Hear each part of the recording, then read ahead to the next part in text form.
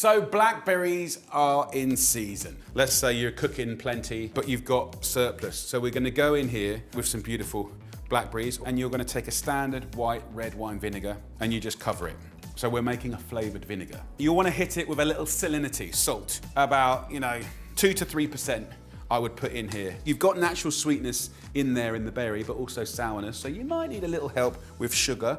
But I'm also feeling the vibe of another source of sugar. Right now I've got bees, right? Honey is a gift. It's a beautiful thing, right? We've just used a little thimble, right, of this sugar to balance the acidity. In here, if you want to, you can take a few little pink peppercorns.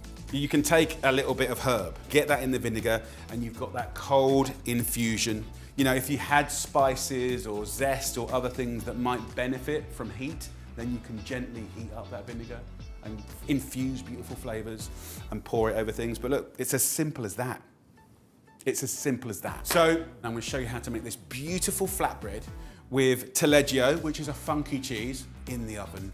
Melt it, and then we're gonna finish it with shaved fennel, pickled blackberries. It's a beautiful thing. So I'm gonna show you how to make a simple bread dough. So what we have in here is 400 grams of strong white flour and 100 grams of wholemeal flour. What that gives you is a dough that's bouncy, which is nice. I've got a really good pinch of salt, about 12 grams, and 7 grams of dried yeast goes in here. So that goes simply into a food processor. These sachets of yeast are always 7 grams, so that goes in as well, right? So we have seasoning, we have yeast, we have the flour. I'm gonna give it a little kiss of a teaspoon or 2 of honey. This will just get the dried yeast activated and really going, which is a nice thing, but also give you a nice little bit of flavor and color in the oven. So that is that. Then 350 mils of water goes in. So all I do now is put the lid on, whiz it up. You can see it then start getting sticky and then like cleaning the bowl. That's building the kind of complexity and structure. It's a bit fast, but it's a very simple dough. We're not trying to make sourdough. We're not trying to be the best patisserie in France, right? This is a simple, delicious dough rattled out. Now, what would I do? Nothing. I'd leave it. I'd leave it for an hour or 2 to prove in here. Don't take it out, don't muck about. Simples, simples, simples. Once you've done that, what I do is divide it into 4 in a dusted tray, cover it with a wet cloth like that. Give it another half an hour to relax. So that's what we got here, a nice light dough. Can you see how beautiful that is? It's that simple. So let's show you how to do this lovely flatbread. What we're gonna do is get ourselves a bit of greaseproof paper here, a little bit of flour, on top of the bread. Just get in there with your hands gently, or you could use a little fish slice if you want. Flour your hands, and I'm just gonna stretch the dough. So look, what we got here is kind of almost like a slipper shape. So just pull it like that, let gravity do its clever work. Using your fingertips just to kind of keep those billowy edges, that will give you contrast, so thin and a bit more spongy and fatter. What we're gonna do now is a couple of things. We're gonna take a funky cheese, right? This is taleggio. This is a washed rind cheese. It's funky, it smells bonkers, but it's actually very mild. Slice it up like that. So just put that across like that. Rosemary. Thyme, sage, marjoram, these are all beautiful herbs. They're what we call woody herbs. And what I will do is just take a little bit of olive oil and in my hands just oil the herbs, and we'll just kind of move these around just to accentuate the natural oils in the rosemary, and then pull these off the sprig and put these around the bread. When these roast up, they go crisp, delightful, and delicious. Tiny bit of oil on top. Let's hit it with some black pepper. I've got an oven preheated to full whack, right? I've got a tray in there. So just as kind of like good practice, what I'll do is put it on greaseproof paper so I don't have any dramas, right? Because I don't want them. Go over to your oven, pull it out, put it on, and close the door pretty quick. While that's cooking, please click the like button and give us some love. And don't forget to subscribe. Oh, and remember to turn on that notification bell so you know what's happening. Now, back to the recipe. So in the oven it goes for about 8 or so minutes until golden crisp and the cheese has melted. And let's cover this dough with the wet cloth again. I want to show you a quick little pickle to bring this whole story together. We've got these beautiful blackberries pickling in vinegar. So this is fennel. It grows in many parts of the world. It's really crunchy, really fresh. It's great with cheese, it's great with fish, it's actually great with white meat like pork and chicken. You can roast it, grill it, steam it, boil it, mash it, and it is a really, really nice salad shaved. So instead of using a mandolin that scares the life out of me, or a slicer, which I don't want that either, right, just take a humble old speed peeler, right? It's the cheapest gadget ever. You can even take these frumpy old stalks and just start shaving them into something delicious. You can grab it like that and just go through the heart of the fennel. And what we start to get is these perfectly imperfect kind of cross sections. The smell in the room is amazing. So hot, crisp bread, funky cheese melting, really crunchy, fresh fennel dressed with the blackberry vinegar and a few blackberries thrown in there for fun. Like, this is gonna be a beautiful thing. If you look around here, you've got these lovely little fronds here of herbs. Further up here as well, you get all of these. So if you see those lovely herbs, use them. The whole vegetable is special. So we're gonna go in with some nice cold pressed extra virgin olive oil. So let's say like a good tablespoon of that. I'll season it with some salt to make it yum. And then here is a blackberry vinegar that I made a few days ago. So we'll take some of this vinegar to dress the fennel. So I'm gonna put like 2-3 spoons in there. So actually, if you look at the fruit itself, it's still in quite good nick. Steal some and put those into your salad. So then when you sort of dress that up, you know, this, particularly with pork, chicken, roasted fish, is a thing of joy. Look at that. I mean, it's just texturally, visually, like interesting looking. I'm into that. So we have the dressed fennel. So let's get in the oven. It's at about 6 or 7 minutes. We've got color on the dough. It looks good. That cheese is just kind of like molten lava. The smells coming out the fan are phenomenal. So let's have a little go. Homemade dough, like cheese of your choice, like the oiled herbs and a nice bake. Look at that. We're gonna take some of that fennel and just place that on top with some of those beautiful blackberries. I'm inclined to take a little bit of honey. So there we go. Hot, golden and crisp with the oozy cheese that's funky and then the fresh fennel with that amazing blackberry vinegar. Come on, let's get in there. Satisfying. Look at that. Look how the beautiful blackberries just melting in there. Right, how to approach this. Sometimes you just don't want to be filmed. Oh my goodness. Oh my goodness. Hot, crunchy, spongy, sour, sweet. It is literally like a symphony of September. Take what you want from it. A little bit, a lot. In a time and a life where everyone's just getting more convenience, app delivery, like more processed food, like the future is about the best of technology and cooking, foraging, growing, putting stuff together, experimenting.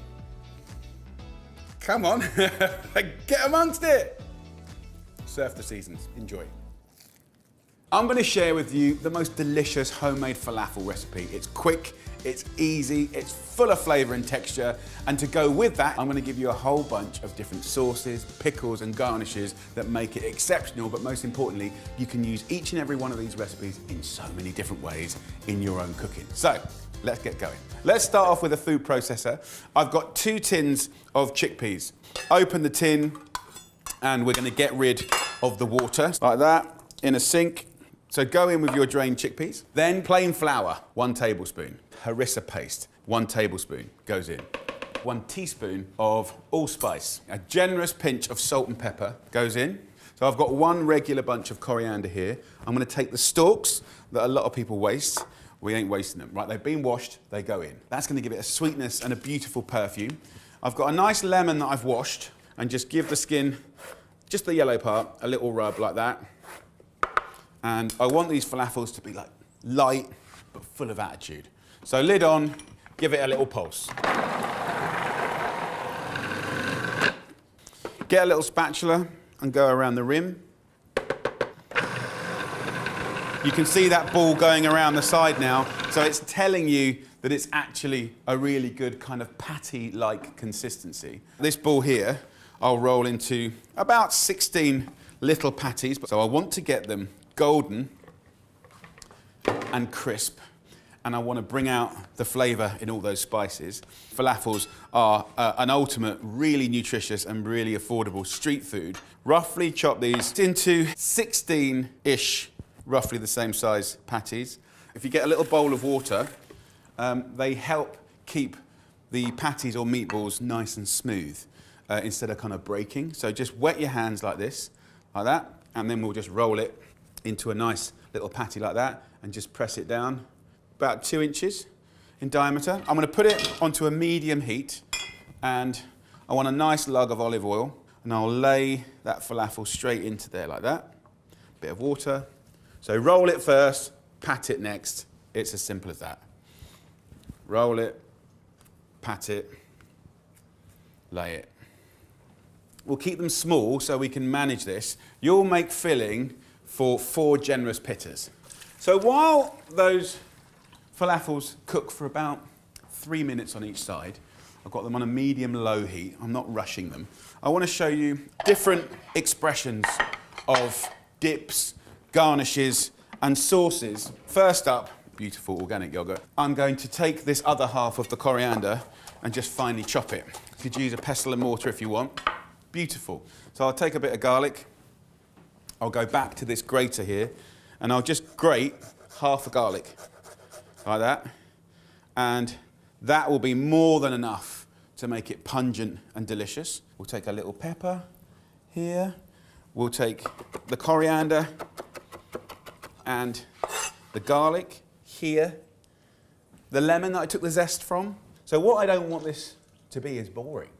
Okay, so first sauce is done. So I've got a standard red cabbage, white cabbage, it doesn't matter. I'll use a little speed peeler, and you'll just get the most wonderful pickle of red cabbage. Lovely antioxidants, super healthy, but most importantly, utterly delicious. Pinch of sea salt, red wine vinegar, white wine vinegar. Get a little splurge of that in there. Just use your hand. So scrunch, scrunch. I'm going to take a nice little handful there. Joy, joy, joy. Right? Let's check this. Just going to make sure we're taking care of things. Now, look, this is looking pretty good. Look at this. Beautiful. Yes. Smells amazing. Here's a quickie, and it's a funny, fruity little number. Tahini. A nice couple of spoons goes in. I'll show you a little funky, crazy thing. If I put lemon juice in that to make a little tahini sauce, delicious, by the way, it affects the tahini and makes it go super hard. It's getting thicker and thicker and thicker. So from a flavour point of view, delicious, especially with a little pinch of salt, right, to convince it that it's savoury. If it goes too thick, just add a little bit of hot water, and you can thin it down until it's nice and spoonable, and that's what we want. And if you want to give that a little hit of chili, you can. Tahini sauce, done. A really quick little number that I love is taking some chilies and just finely slicing them, and a little swig of vinegar and a little salt.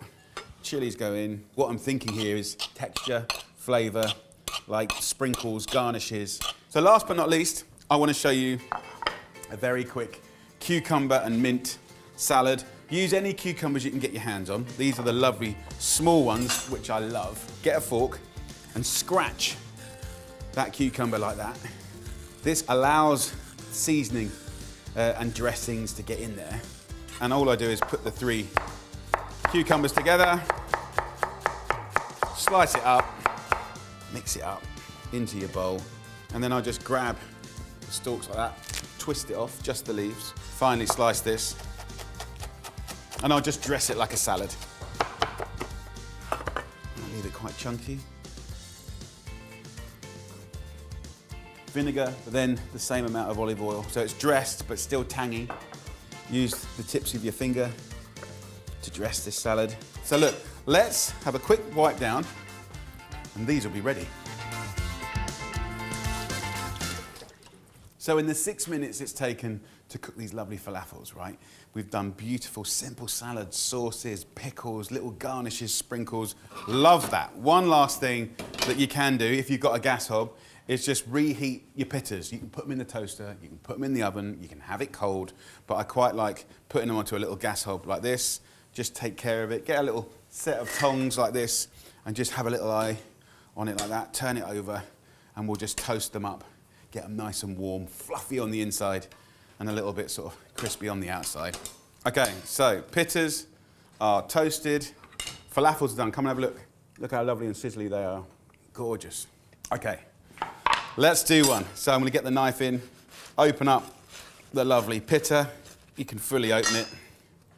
I'm going to go in first with that lovely yogurt with the mint. We're going to go in with a few cucumbers in and around the edge. I'm trying to create like the perfect mouthful. And then a little bit of that lovely pickle. Look at the colours. Yes! Look at that. There's one. Sizzling away. And then another, mate. Then we'll take that lovely sauce. Come on, Eileen, look at that. Just go OTT. We've got the mint leaves here. Be bold, be big.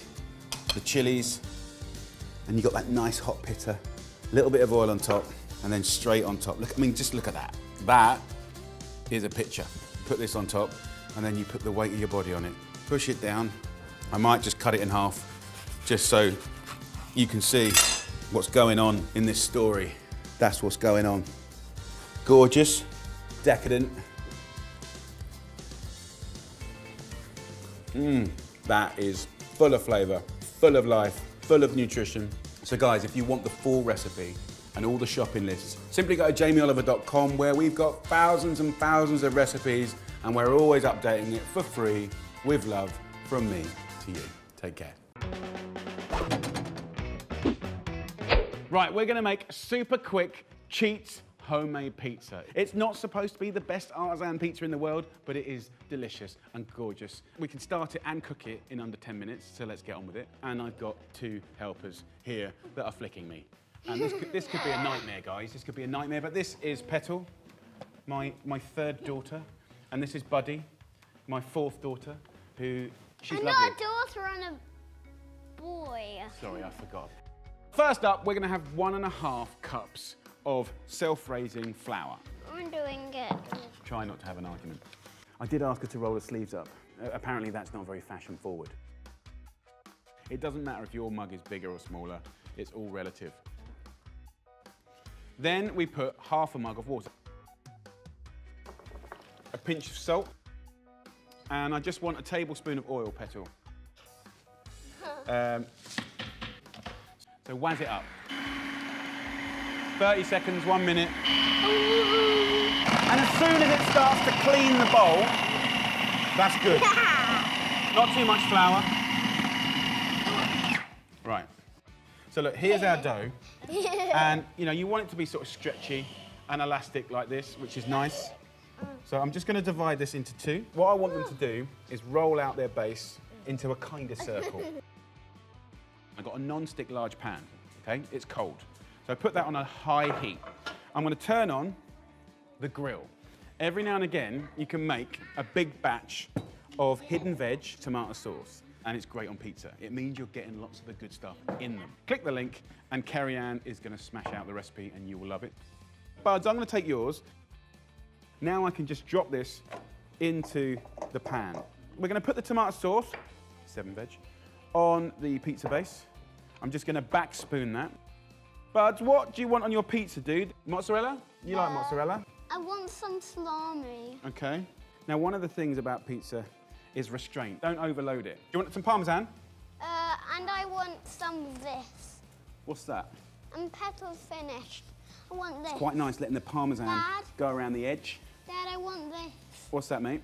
This, I don't know what it's called. Oh, prosciutto. There's me talking about restraint, making me. Okay. I want it So a bit of- everywhere. Okay. Well, I'm trying to tell people about restraint, buddy, and you say you want it everywhere. Basil, oregano. Basil and oregano. Oh, fair enough. Amazing flavour.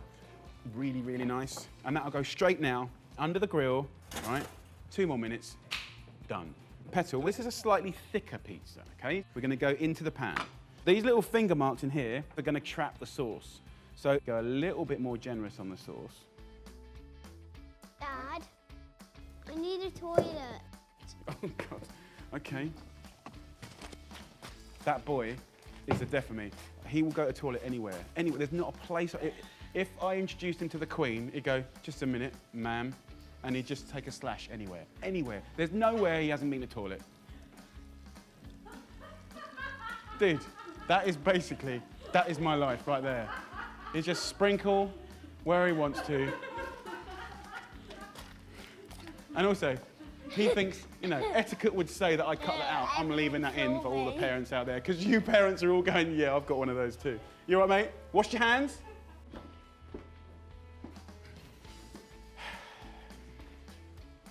Anyway, so buddies will now come out.